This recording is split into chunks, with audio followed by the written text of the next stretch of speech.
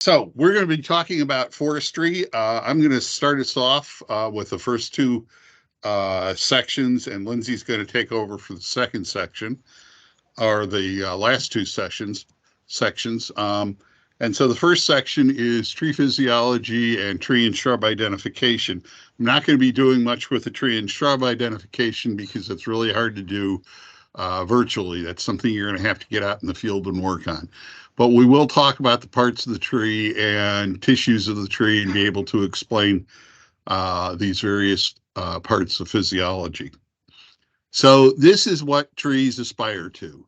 As far as the parts are concerned, the main section of the tree is the trunk here. There are scaffold branches attached to that, other branches attached to the scaffold branches. We get down into twigs and the leaves and flowers and things. And overall, this part above the ground is called the canopy. Then there's the root system where we have the root plate right here at the base of the tree, as well as connecting roots and lots of fine absorbing roots. And occasionally we will have sinker roots. The sinker roots and the root plate are what hold the tree up. And the fine absorbing roots is where water and nutrients come into the tree. And throughout the root system, as well as the canopy, there are little pores called lenticels where carbon dioxide comes out of the tree and oxygen goes into the tree. And then, of course, in the with the leaves in the canopy, we have carbon dioxide going into the leaves and oxygen coming out of the leaves. In terms of the types of tissue in the tree, there are only three types of tissues you find in trees. The first is meristem. These are living cells that are capable of division, and they will differentiate into into all the parts of the tree. This is how the tree grows, and we'll talk about that in a little bit. The second type of tissue is vascular tissue. This is made up of the vessel elements in hardwood trees and tracheids and conifers, and the phloem. The vessel elements in tracheids are what conduct water and nutrients up from the roots to the crown. So this is how the tree lifts water up to the crown for photosynthesis, and also nutrients up to any living cells that need them. And then the phloem is the part of the vascular system that moves. The fancy name for it is photosynthate. These are just the sugars that are created during photosynthesis. And we use translocate because right now the phloem is conducting sugars from the roots and the trunk of the tree up into the canopy in order to provide energy for new growth this spring. Later in the year, it will be taking sugars from the leaves in the canopy and taking them back into the root system and the wood of the tree for storage. Everything else we call ground. So this would be the fibers that are in the stems and the seeds. These are generally dead cells. This is what gives structural support to the tree. Parenchyma does lots of things to the tree. The most important things are photosynthesis. This is also where carbohydrates get stored, and this is where secondary defensive chemicals are produced. These are living cells, but they do not reproduce, so they don't divide and make new cells. Parenchyma is made by the meristem. And finally, there are epidermal cells. Excuse me. This is the outermost skin. This is where those lenticels I mentioned are contained, and this controls the gas and the water exchange between the tree and the atmosphere and the soils. You want to look at this more closely. Here's a micrograph of a water oak. You can see the vessel elements, fiber, and parenchyma that come together to make up the wood or the xylem of the tree. The vessel elements are these pits that the tree makes. These are actually tubular cells that stack together, and that's how the water gets from the root system up to the canopy. The fibers are these darker brown areas. Again, those are the dead cells. They are also somewhat linear, and that's what supports the tree, makes up the wood. And then the parenchyma is this cream color, this cream color here. Notice that it surrounds all the vascular tissue and helps um, the vessel elements with moving water. But we also have these flat rays, parenchymal rays. These help control any kind of fungal pathogen that gets in here and starts decay in the tree, but they also serve to defend the tree. And notice that they are connected out here to the phloem tissue. So this is how sugars get into the living sapwood of the tree. As we move further out, we get to the secondary meristem, or the cambium. This is what makes the wood fibers, the vessel elements, and the parenchyma in the wood. It also makes the phloem here that can become part of the bark. And then the outer layer is the bark. In a few trees, particularly in oaks, we might have a cork cambium out here, which makes cork cells as part of the bark. In cross section, when we look at the whole tree, starting at the outside, we have the outer bark with a phloem underneath. Remember, the phloem is what's moving sugar around. The cambium, which is what makes new cells, and in this case, as we'll see, causes diameter growth. Then there is sapwood. This has living parenchyma in it, and this is what's actively being used by the tree to raise water from the roots to the canopy. And then there is heartwood. This is dead xylem. All the parenchymal cells are dead, and the tree is no longer using this to raise water, so it's no longer active vascular tissue. The sapwood is converted to heartwood by the parenchyma cells as those cells start to die, by injecting them with various defensive chemicals and changing some of the physiology. So, how does a tree grow? Well, remember, the only place we get new cells is in the meristem, and we've got the primary meristem, which is in the buds, and those cells can differentiate into shoots or roots, which produces a cortex, which is essentially, you can think of that almost like the capillaries of the tree, but that will eventually become the vascular system with the vessel elements and the phloem separated and organized to attach to the rest of the vascular system. It also makes epidermis for the new shoots and roots, and in hardwood trees, it can create lateral buds. And those buds then can become new shoots or roots as the tree grows. The other thing that we get with the primary meristem are leaves and flowers.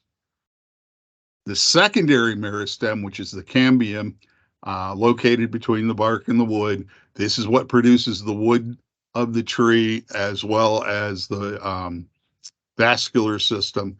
And this is what creates diameter growth. This is what allows conifers and hardwoods to get bigger around. Palms don't have secondary meristem. They don't get bigger around as they grow older. So visually, it looks like this. So this is where we are right now today. We have twigs out there that have buds at the top. And it doesn't matter whether this is a newly sprouted twig from a seed last year, or whether it is a twig at the top of a 90-foot tall tree. The same thing is happening. Trees are modular in that way. So once that primary meristem in the bud at the tip gets woken up, it starts making new cells, which is happening right now. So it's causing those buds to start swelling. Then they will eventually start elongating into shoots and leave behind either leaves or flowers or buds that can become side twigs, but we get this primary meristem goes first and makes the new shoots and makes old shoots longer. So they're growing from their tips. After that happens, we see the secondary meristem move in and start growing a new layer of wood on top of last year's layer or last year's wood. And this is how trees grow. Like I said, it doesn't matter whether we're talking about a brand new germination or whether it's a twig way up in the top of a tree. That secondary meristem will continue down to the larger branches, to the scaffold branches, into the trunk of the tree, and the same thing is happening in the root system to make those roots bigger around. And the energy system of the tree, this is the basic biology of the tree. The plants can create biochemical energy, mainly sugars, through photosynthesis. This is how they differ from us. Everything else is the same in all living organisms. It's just where that sugar comes from that's different. The sugar and the water and the nutrients are moved around through the vascular system, so they're moving water, nutrients, and sugar to the living cells that use them.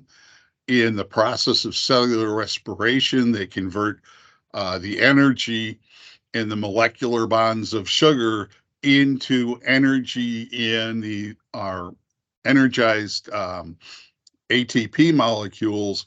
And it's those energized ATP molecules that then go to the ribosomes and follow the instructions from the DNA to make whatever chemicals are needed by the cell, either for repairing the cell, for defense of the cell. Plants also have hormones or regulating compounds. Sometimes are produced in the canopy to control root growth, or in the roots to control canopy growth. And if it's meristem, that ATP energy can be used to start making new tissues and promote cell division. So photosynthesis is taking place in the parenchyma, and cellular respiration is taking place in the parenchyma and the meristem. The only thing I'm going to say now about identification is use all parts of the tree. Over here, this is a twig, and you can see that where there are nodes, where there are going to be leaves or side twigs, it bends. So because this is an alternate leaf tree, it gets a zigzag pattern in its twigs, which helps you identify it. Not all trees do that. All these little white dots are lenticels. The bark is important, the shape of the leaves, the growth habits of the tree, the fruit, the flowers, both color and shape, and the way the flowers attach to the tree. These are all characteristics that you might find and might be useful in identifying the tree. Hopefully you can all look at this and know this one is Cirsus canadensis, the American redbud. All right, so now we're going to move on to forest ecology, and we're going to talk about forest structure and how various things can affect the way trees are distributed across the landscape. So first, let's talk about the forest structure. I think in the learning objectives, they only give you 3 layers. Foresters always talk about 4 layers. We have the canopy, which is all the big trees, the ones around here, they usually top out around 90 feet. Those are your canopy trees, and they can be dominant or co-dominant. Then we have the understory. This is where we have trees that top out anywhere from 20 to 50 feet. Also have younger canopy trees that have not yet reached mature size. Then there's the shrub layer, and this usually, most people will put this at about 20 feet. So these are the woody plants that don't get more don't get bigger than 20 feet and are considered shrubs. But again, we're also going to have saplings for understory and canopy trees in the shrub layer. The shrub layer is very important because about 75% of our forest songbirds nest within 15 feet of the ground. So if they're not nesting in the ground cover, they are nesting in the shrub layer. And then the ground layer is all of the herbaceous plants that are out there in the forest, as well as seedlings of all of those woody plants that will grow into the shrub understory or canopy layer as they mature. When we talk about crown classes, it is useful to think here about the canopy of the tree being a cube. And if the cube is getting sun on 4 or 5 spaces, so that's on the top and 3 or 4 of the side faces, we call that a dominant tree. If it's only getting sun on 2 to 3 of the faces, that's the top, and either 1 or 2 of the sides, we call that a codominant tree.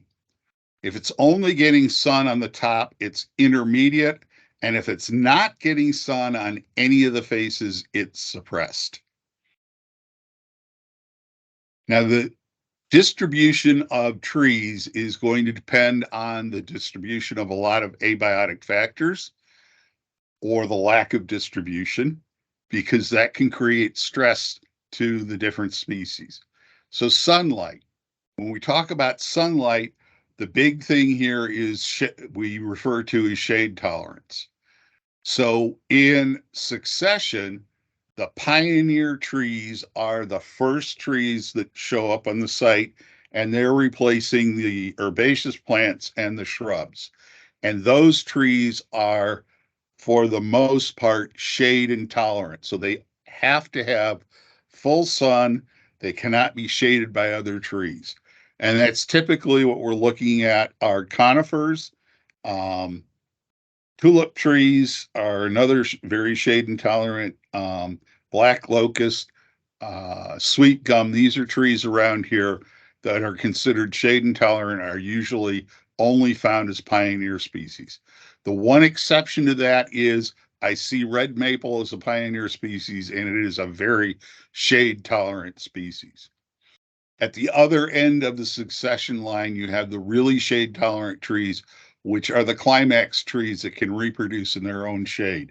This would be things like American beech, American holly, and red maple in this area. And in between are what we call, sometimes they're described as moderately shade tolerant or moderately intolerant. But those would be your mid-successional species that can take some shade, but generally are going to need to get sun in order to mature. In particular, the oaks and the hickories fall in that mid-successional spot, and they do need a gap in the canopy in order to reach maturity and grow into the canopy. Whereas the climax, the very shade-tolerant species, don't need that. Carbon dioxide is another abiotic requirement. It's not a problem for trees around here. Oxygen is an abiotic requirement of trees because they need oxygen in order to conduct cellular respiration. And that is true both in the canopy and in the root system. This is the primary reason that trees have most of their roots within 24 inches of the ground, because that's where they can get oxygen for the roots in order to do the cellular respiration. Water is another factor. Trees need water mainly for photosynthesis and transpiration to keep themselves cool. And water can play a role in oxygen availability, because when you have soils that are saturated with water, there's no room for oxygen. So that can be a stressor on trees. Nutrients are what the tree uses as raw material to make its building blocks, to make all the chemicals it needs, regardless of what they are. Um, whether you were talking proteins or fats or sugars or whatever, they need the nutrients for doing that. The nutrients, for the most part, come from the parent material. That is the rock that the soil formed from.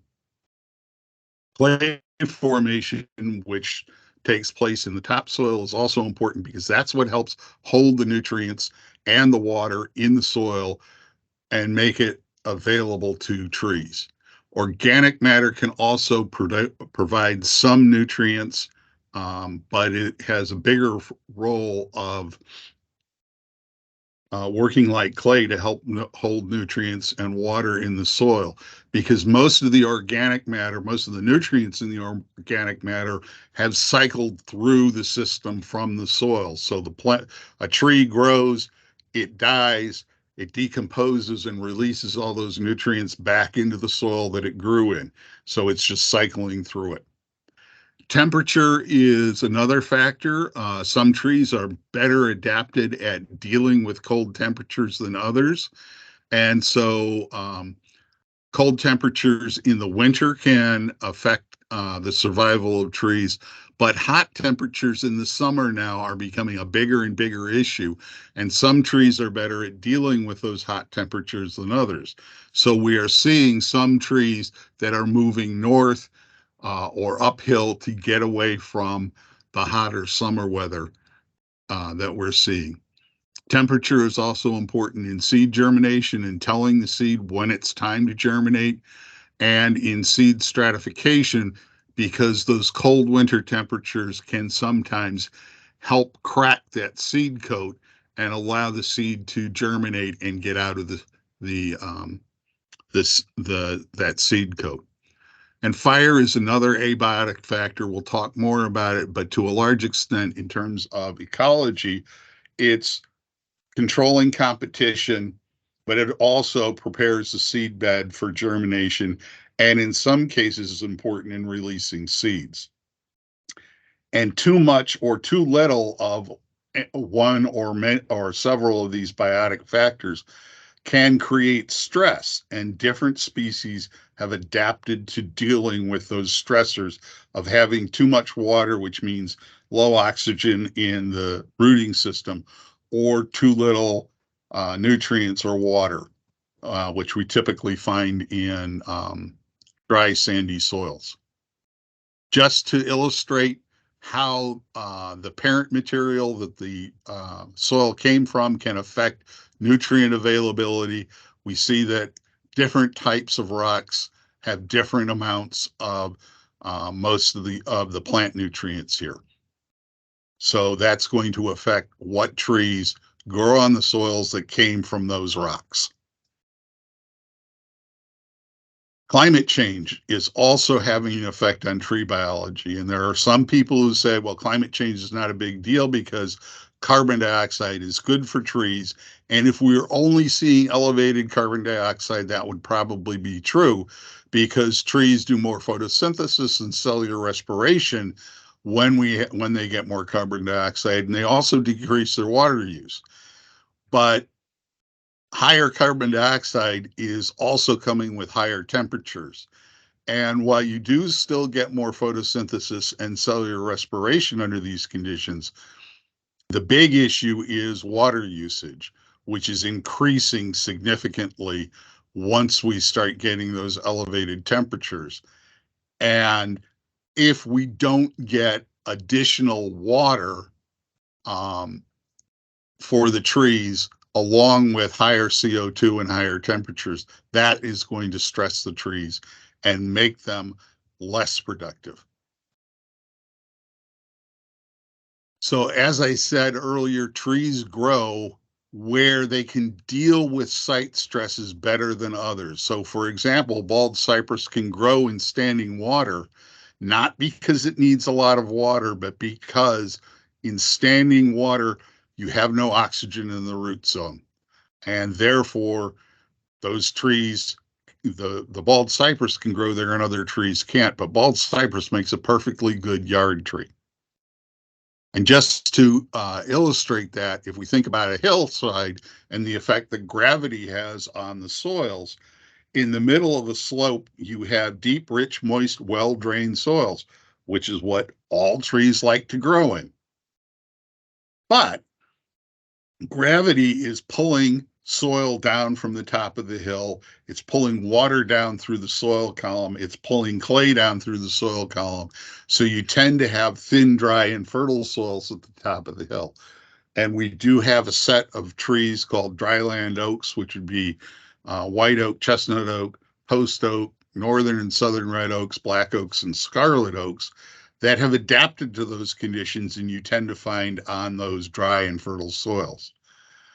At the same time, gravity is pulling soil down to the bottom of the hill, down into the riparian area near the streams, where you have deep, very rich, but wet soils that tend to be saturated for longer periods of time, and therefore have less oxygen in the root zone.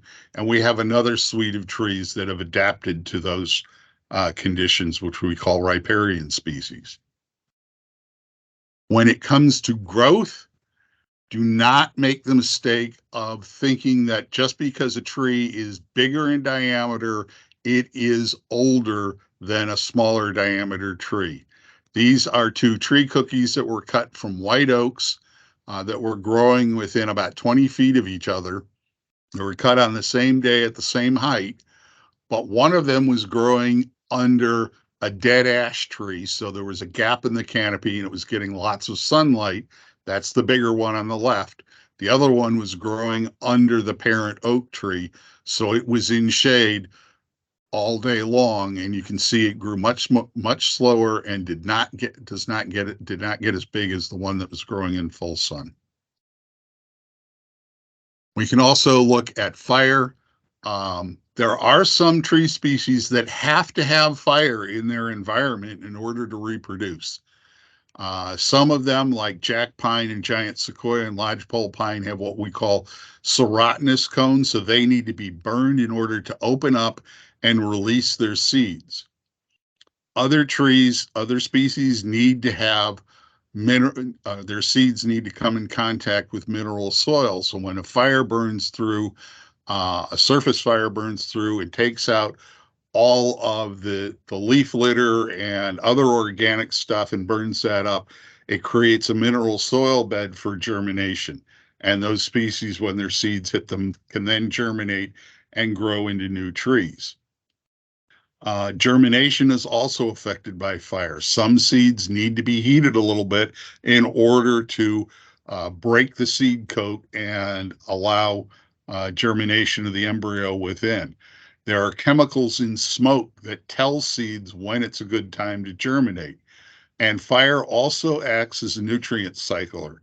So it can create a nutrient dense seed bed for that young tree that germinates to grow into.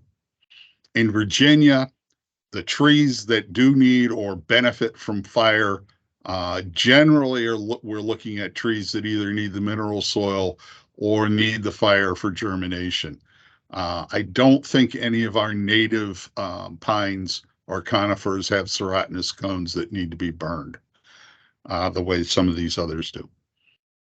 Trees also adapt to fire in the way they grow. On the left is an eastern white pine, which when it's open grown will keep branches all the way to the ground. On the right is a loblolly pine, which when open grown will prune off those lower branches. Loblolly pine grows in an area where they have frequent fires, and the reason it loses those lower branches is so that it can't become a ladder to allow fire to climb into the canopy of the tree and kill it. Eastern white pine, on the other hand, has infrequent fires, maybe 1 or 2 per century, and therefore it will keep those lower branches. Bark is another part of fire adaptation. All trees grow a new layer of bark every year, and they will exfoliate outer layers. The difference is the speed at which they exfoliate. So on the left, you can actually see the plates, the annual plates of bark on that loblolly pine, and see how many years worth of bark it's hanging on to. Whereas on the right, the beech exfoliates that bark very quickly. The result is, with quick exfoliation, you get thin bark that is not going to be a good thermal barrier and protect that delicate cambium right under the bark from a surface fire that comes through. So loblolly pine will not be affected by a surface fire, whereas the beech may be killed by it, even though it is a mature tree, simply because there's so much heat being put on um, the cambium right under the bark. There are also biotic factors that affect the distribution of trees. One of the big things is seed dispersal. So we have squirrels and corvids rather, as you may learn from Mr. Burke later on. Those are things like crows and blue jays. These are birds that have a natural um, hashing function, and these things, squirrels and corvids, are really important for distributing nuts, particularly acorns and hickory nuts, but they also will cache other nuts from other trees. And then, of course, the fructivores. These are the fruit eating primarily birds, but also we've got a lot of rodents that are fructivores. Um, and the trees that produce berries and things rely on the fructivores for distributing their seeds. Pollination is another important factor. If the tree is growing in a place and it does not have a good pollinator for it, it's not going to be able to make seed and propagate itself. Um, Herbivory, particularly deer, are important biotic factors that control how the forest grows. In a well-balanced forest ecosystem, the deer are thinning out the seeds and seedlings, and controlling the number of trees that get into the shrub and the understory and eventually the canopy layer. In forests like we have around here, where the deer population is out of balance with the rest of the ecology, the deer are eating all of the little trees, so there is no regeneration of the forest. And when the mature trees that are out there in the forest die, there's nothing to replace them. Insect herbivory can also be a factor in tree distributions, particularly if the insects specialize on certain trees and we have an outbreak of that insect that can lead to a decline of a particular species. That happens more with the non-natives, and we'll talk about that later. Soil microbes are also important. The mycorrhizae are these fungal root symbiotes where the fungus is effectively expanding the area the root system can access and bringing in water and nutrients for the tree, and the tree is providing sugar to those fungal associates. But the tree is also exuding primarily sugars into the soil to attract a lot of microbes to the root system. And those microbes are helping the tree grow, but they're also protecting the root system from pests and particularly from disease. And pests and diseases, our native endemic pests and diseases tend to be what we call secondary. That is, they only attack trees that are already stressed. So they tend to act more as culling the population and getting rid of the trees that are already in decline. So there's more room for the healthy trees and also more room for the young trees to grow. We have introduced some non-native invasive species. We have a lot of plants that are a problem. They're competing for sunlight, water, and nutrients. And then pests and diseases, the trees don't have any defenses against this. And these things that are non-native can attack otherwise healthy trees and kill them. At this point, I'm going to turn it over to Lindsay. Thank you. Okay, so if you see me flipping through my notebook, it's because I have some notes. But we're going to start off with sustainable forest management. This is also Jim's PowerPoint, so I'm kind of just rolling off of that, but I'll continue on. So the first things that we're going to talk about are we're going to define silviculture, and then we're going to talk about some of the systems that can be run in a silvicultural system when you're trying to do silviculture. Some of the methodology that's used in the systems, some of the tools that we use when taking data, and then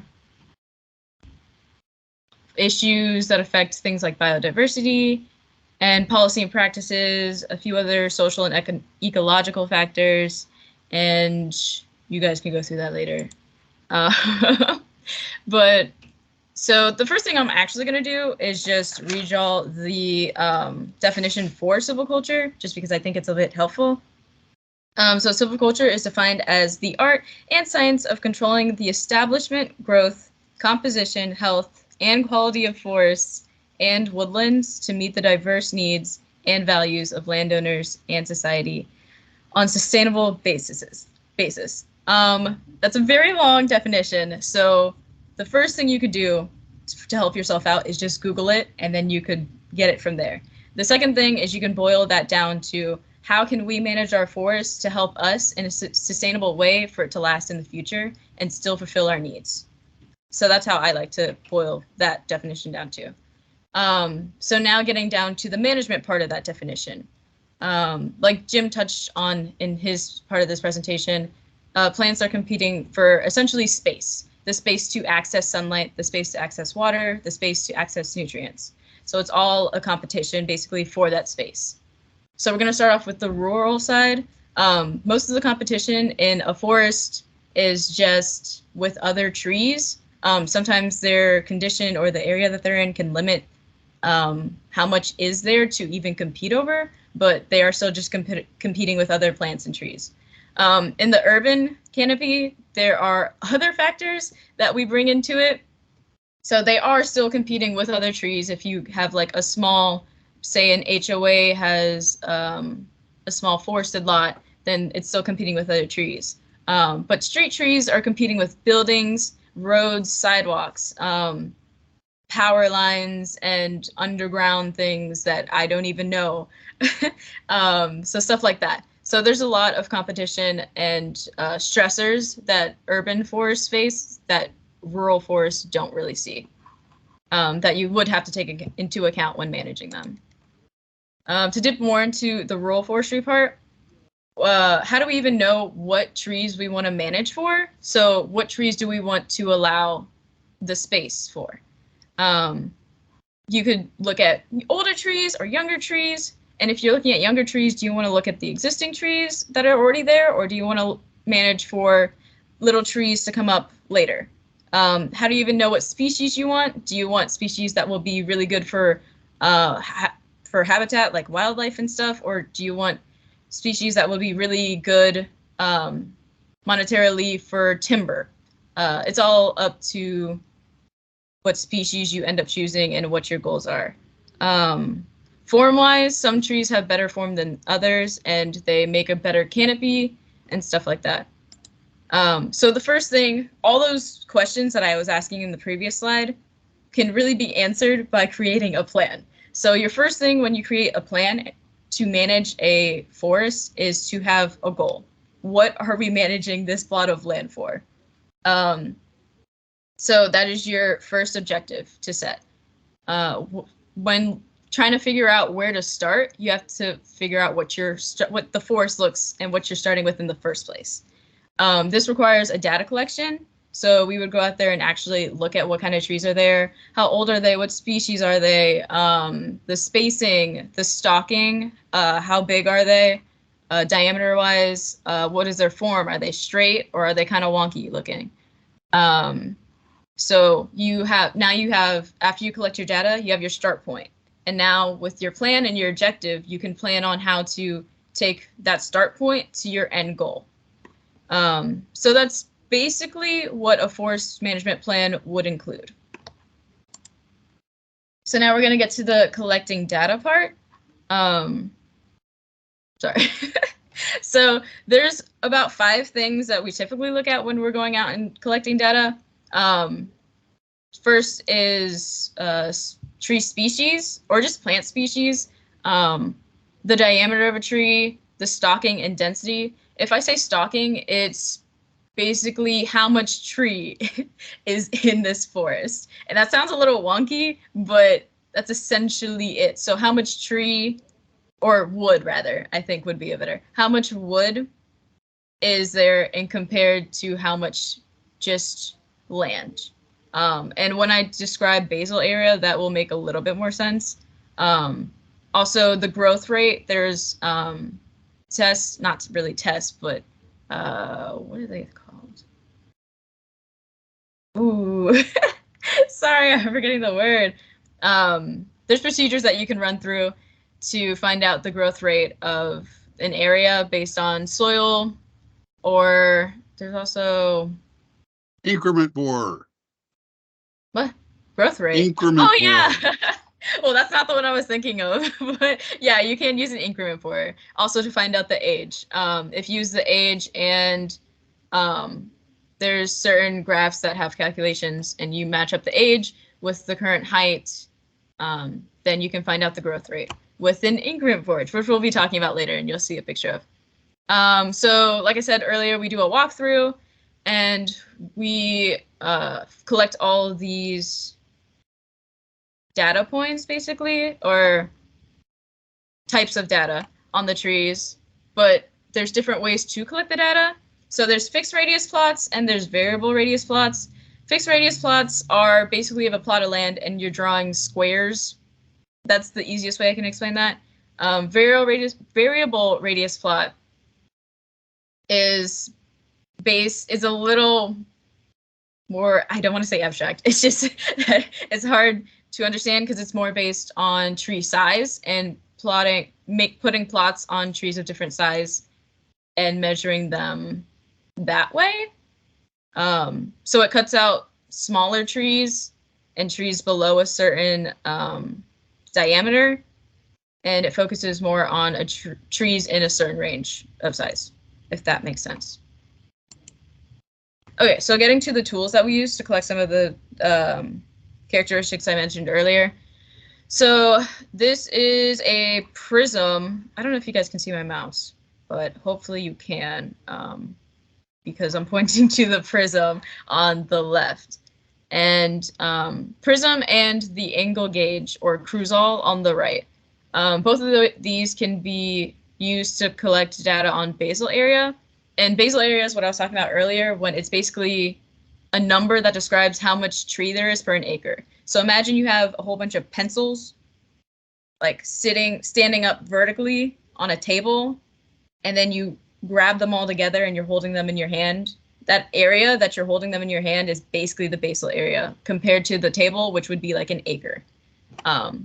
So sometimes I describe it like that and people find it helpful. If that's not helpful to you, let me know and I'll try to explain it a different way. So these are 2 tools that we use to measure that. These are loggers tape. I actually have one with me. They measure both diameter and just inches in general.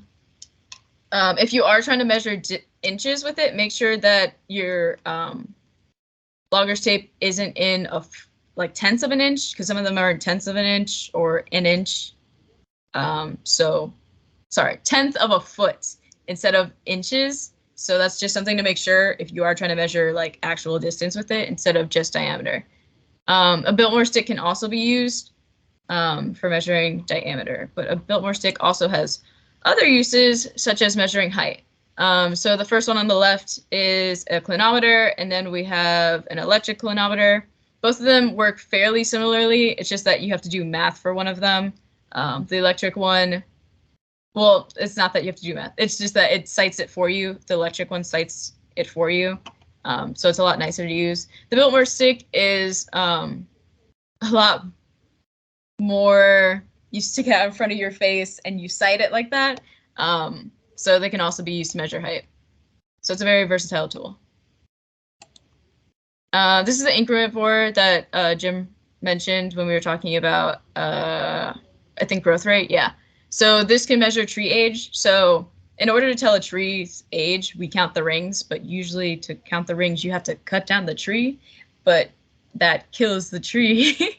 So that kind of negates the point sometimes. But they made this cute little tool where you can just drill into the tree and just take out a little section of the what would essentially be the tree cookie that you would get from cutting down the tree. So then you can count the rings from the center out and figure out how old the tree is. And it just leaves a little hole in the tree. Okay, so we're going to go a little bit over the Biltmore stick a little more because it's, like I said, it's a pretty versatile tool. So it does measure diameter but of a tree, but it also has conversion tools on it. So it can also tell you how many logs are in a tree, saw timber and pulp timber wise. Oh, okay, sorry.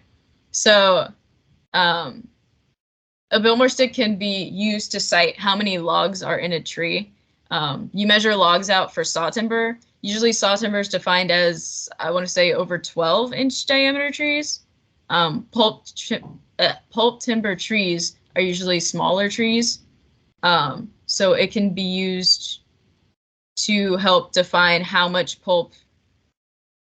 feet are in a pulp timber tree. Sorry. And then it also has board feet volume conversions on it. Board feet is just a way to measure how much wood is in a tree. A board foot is just a foot by an inch. So that's just something to know. And it's also great to walk through the forest because you can smack things with it. Okay, so we're gonna go more into silvicultural systems now. So I'm gonna actually start with the seed tree and shelter wood because they're pretty similar in how they work. The seed tree is where interesting. So the seed tree is the one where you remove all the. I'm so sorry. I do know. So the seed tree is a system where a lot of the trees out of the upper canopy are actually removed. It's about, I can't really give a hard number, but it's a lot of the trees. Compared to shelter wood, where more of the upper canopy trees are left. I'm trying to figure out if there's a better way to explain this. But, yes. So a lot of the upper canopy trees in the seed tree are removed, and the only ones that are left are the ones that you want to reseed the ground. So that's what a seed tree is used for. A shelter wood is when a lot of the upper canopy trees are taken out, but a lot of them are still kept to keep the future regenerating trees protected, hence shelter wood. And then later on, as the younger trees that are growing up get older, just old enough, they remove the rest of the upper canopy. Thinning from below and thinning is just a term. Thinning in general is just a term used when you go in and take out a select number of trees. It's kind of like single tree selection, but single tree selection is very scattered. So you go in and mark trees and you would remove those. Group select thinning or patch CC, I call it group select. So if you hear me say group select, that's what that is. Creates large patches within a forested stand that can be used to promote wildlife. If you want to create grasslands within a forest, then that could be used. Or if you just want to repurpose that area for a different type of land cover, then that could also be used. Ooh, okay, we got there. Okay, so now I'm going to break those 5 systems into even and uneven age systems for you guys. So the even age systems will be the seed tree, shelter wood, and the cedar tree, shelterwood, and I'm missing one. Clear cut. No. Yeah. So that would be an example of an even age would be plantations. And these stands often result from secondary succession. They're generally considered kind of unnatural, such as like a clear cut, or such as like a shelter would rather, because there's distinct, because all of the trees are the same age, and that's not something you typically see in a natural stand. It's also cheaper than an uneven age stand because you're only going in there once or twice, depending on the system, to take out the trees. In an uneven age stand, like a select cut or a group cut, you're going in there several times, picking out single trees or a few trees at a time. This can get really expensive just because you have to keep going in and out, and it can also result in more effects on the land or more damage on the stand, just because all that heavy machinery that does take the trees out can be rather harmful. But an uneven age stand is more natural to what you see in less managed forest stands, if that makes sense. Okay. Okay, so we were talking about space before. Say you want space for future trees. One of the things you could do is a regeneration cut. This is where you would take out a lot of the upper canopy trees, or like those really large trees that take up a lot of area and a lot of resources. But at that point, they're getting to an older age where they're capping out in growth, and they take up a lot of room. If you take out a lot of those trees, then that opens up the canopy and allows more space for smaller trees to get sunlight, water, and nutrients, and all that other stuff that they need. So this promotes regeneration. So that's hence the regeneration cut. This cut is really beneficial to pioneer species like pines or cedars that need a lot of sun to get their initial footing in the forest. Yeah, so it also promotes germination, so not just the growth of seedlings and saplings, but it also promotes the growth of seeds to start sprouting in the first place. So the basic timeline for a pine plantation would be, so we're just gonna do a scenario here. So 2020, you harvest of a stand of trees. Then you come in the next year with a site prep, because after you harvest, Jim mentioned invasive species or unwanted species might have started to grow within the area. And that's just something that you're going to have to deal with before you put in new plants, because you don't want that competition. So you spray in the following year. And then you can do a site prep burn, where you would do a prescribed burn on the property the following year, just to either help the soil out or to do another, essentially manage the invasive or unwanted species on the land. Within the same year, you can do the planting. The numbers at the end of that, I think, are how many trees per an acre are you planting. I think that's about 10 by 10. 435 is at least, is 10 by 10 spacing. So each tree would get a 10 by 10 area. And then within the next 2 years, you need to continue controlling the unwanted species. So think of it as like a weeding process. You're weeding out the trees that you don't want to grow into your system later, which is the hardwoods, because we're managing for pines in this situation. So you would spray to kill the hardwood competition and essentially relieve the pines of that competition so that they can have a lot of growth in these very important years of their life. The early years where they get a lot of growth and are setting up their form and stuff. You want them to grow as straight as possible, and doing things like removing all unwanted species kind of helps out with that. Okay, so now we're looking at 2040. It's been 20 years and the trees are looking good, but they're not quite at the size of saw timber. So you can, if you're looking for money a little earlier than that point, then you can do a thinning for pulpwood, actually. So it's not going to take out all the trees, but it's going to take out maybe a third to half of them. And this will get you enough money to hopefully last you the next 12 years until you can harvest the rest for saw timber, which will be large logs that, which will be larger trees, so you can get large logs out of them.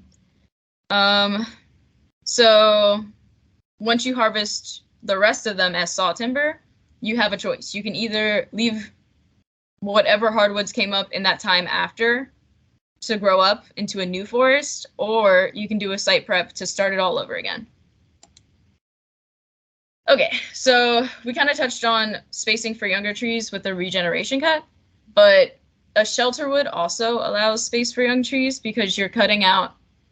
It's similar to a regeneration cut. In fact, I would say it is a regeneration cut, just a little different, because you're cutting out a lot of the large trees, but you're leaving some of the other trees in order to help protect the trees coming up from things like wind or ice storms and stuff like that. It's just a canopy layer of protection for them. Yeah, so thinning from below helps remove undesirable species from the lower canopy or the mid-story and understory, which also helps promote the regeneration of these wanted species because it gets rid of competition for them and allows them more nutrients and water. Hopefully that makes sense. Okay, so these are examples of a shelter wood and thinning from below. So on the left, I think this is a really good picture of a shelter wood because you can see all the little stands coming up and then the trees creating the upper canopy. Oh yeah, so you can actually see the burns marks on these trees and even these little saplings. But this is a little baby oak, and oaks are really well adapted to fire. Hey, Lindsay, just wanted to let you know we've got about 3 or 4 minutes left. Gotcha, that scared the bejeebies out of me. Sorry for scaring you. All good. Then I'm gonna skip some. Yeah, I'm gonna do group select real quick. Okay, so the last one that I'm gonna talk about is a group select cut, which I mentioned before, how it's cutting out sections of a forested stand. This creates really good space for wildlife because say that this area becomes a grassland, that creates more variety for wildlife to have habitat in, and especially for different stages of life with birds and stuff. I bet you guys will hear a lot about that later, so I'm gonna keep on going. Okay, we're gonna talk about this. We're gonna talk about problems that you can run into when managing your forest. Two really big problems in our area are deer browse and non-native invasive species. Jim also touched on both of these. When you do cut down trees and create space for either your existing trees or your younger trees, you're also creating space for invasive species to come in because you're freeing up space for them to get sunlight, nutrients, water. So, and they're very aggressive growers, so they tend to take over these areas very fast and outcompete our native species. So it's a common problem when you're managing your forest to run into things like this. So managing 4 invasive species is very important to look at before you do any cutting, or else you might make a problem that wasn't that bad even worse within your stand. Deer is another problem just because of the populations are so high. So when you do want to promote regeneration, you have to account for deer browse and how they put, not at risk, but how they put pressure on our younger trees, and make sure that you possibly control their populations using hunting, or if you can protect them using netting, protect seedlings and saplings using netting, because once they're out this the deer browse range, they're still not really totally safe because of deer rubbing their antlers on them, and that can cause mortality.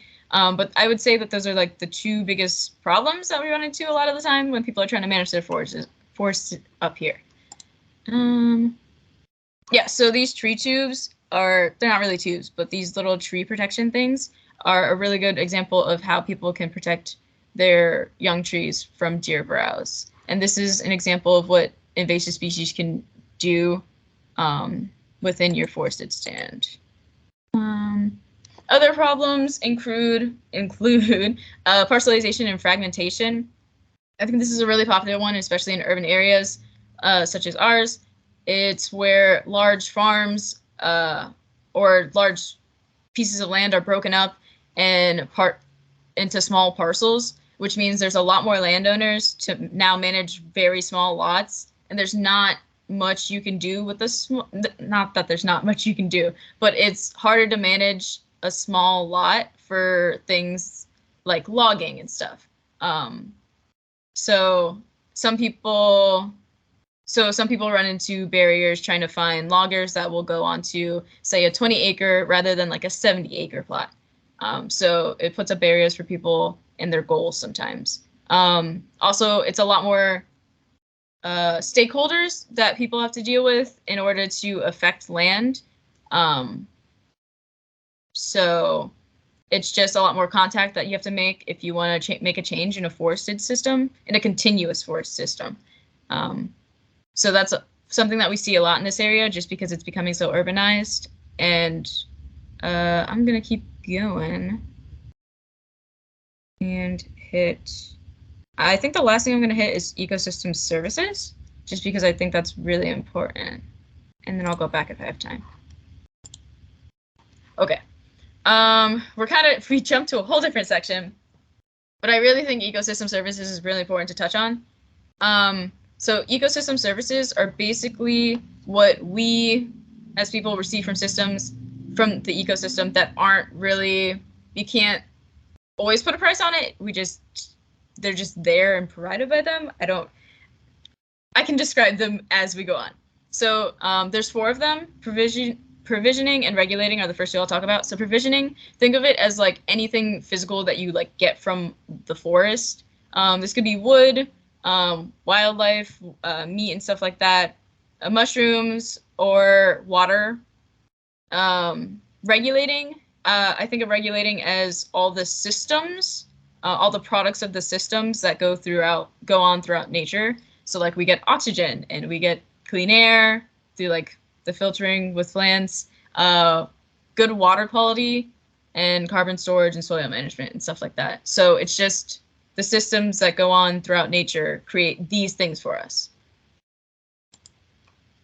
Cultural services are things like hiking, camping, like aesthetic things, so wildlife viewing and stuff. All the things that you go out to like just enjoy enjoy nature in. It's kind of, that would fall into cultural services. Supporting services, I think of really tied back to regulating services. So supporting services are the cycles themselves to me. So we had oxygen and the regulation services, sorry. But we have photosynthesis in the supporting services, if that makes sense. So the water cycle in supporting services, but water quality, good water quality in regulating services. So, and all of them together creates a triangle. All of them together, it creates how we appreciate and interact with nature around us, basically.